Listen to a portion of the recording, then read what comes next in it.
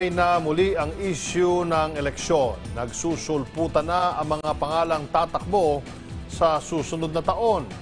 Inilabas na rin ng COMELEC ang kanilang kalendaryo para sa 2022 presidential elections. Para pag-usapan yan at ang new normal scenario ng halalan. Kasama natin ngayon si Commission on Elections Chairman Sherif Abbas. Magandang araw po sa inyo, Chairman. Magandang araw, Secretary Martin. Chairman, ano na po ba ang mga itinakda ninyong araw para sa paghahain ng kandidatura ng mga tatakbo, pangangampanya, at ini-expect nyo bang tapos ng bilangan ng 2022 elections natin? Yes, Secretary Martin. Naglabas na po ang inyong COMELEC ng initial na calendar of activities. At ang pinaka-highlight po niyan ay yung pagpa-file ng Certificate of Candidacy. Ang nakatakdang petsa po niyan is from October 1 to October 8. Pero Secretary, this is initial because titingnan pa natin yung magiging kalendaryo din ng ating Congress at Senate. But as far as the COMELEC is concerned, we fix it on October 1 to 8. So doon naman sa campaign period, nakalatag na din yan dahil fixed din yung ating election on the second Monday of May. And then, of course, national, we have 90 days and then 45 days naman sa local. So ang gagamitin nating sistema, Secretary Martin, is ganun pa rin dahil ang pinaka-status quo na batas is yung automated election system. So automated pa rin po tayo. Makina pa rin yung gagamitin natin. Ngayon pa lang ba ay may bilang na po kayo kung ilang party list ang tatakbo or magpapalista ngayong 2022 elections? May pag-iigpit po ba kayong ginagawa sa pag-aproba ng party list group since naging mainit na usapin na naman sila kamakailan dahil hindi naman daw marginalized sector ang kanilang nire-represent?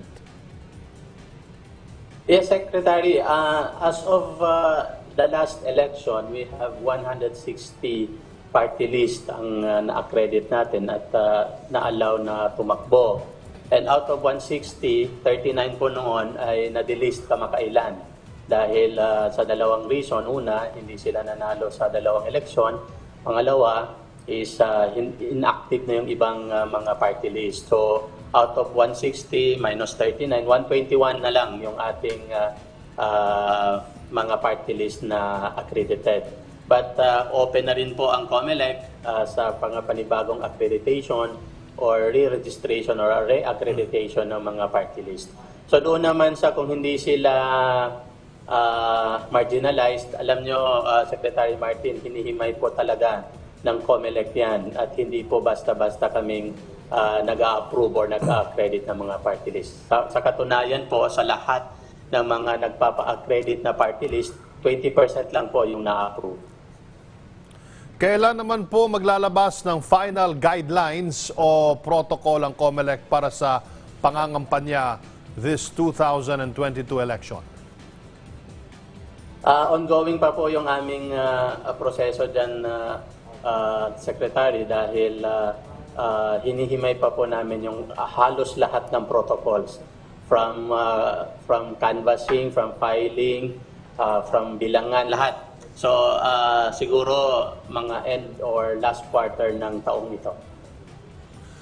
Plano raw pong iban ang face-to-face na pangampanya. Ano po yung mga nakikita ninyong advantage at disadvantages nito? At paano nyo imo-monitor ang online campaigning upang matiyak na pasok sila sa allowable campaign spending? Yes, actually wala pa po tayong fixed na guidelines regarding sa kampanya. Yung mga lumabas na ibaban yung face-to-face, ito yung mga kuro-kuro lang o opinion ng ibang nating opisyal. But as to the official policy of the COMELEC, wala pa po tayong nilalabas.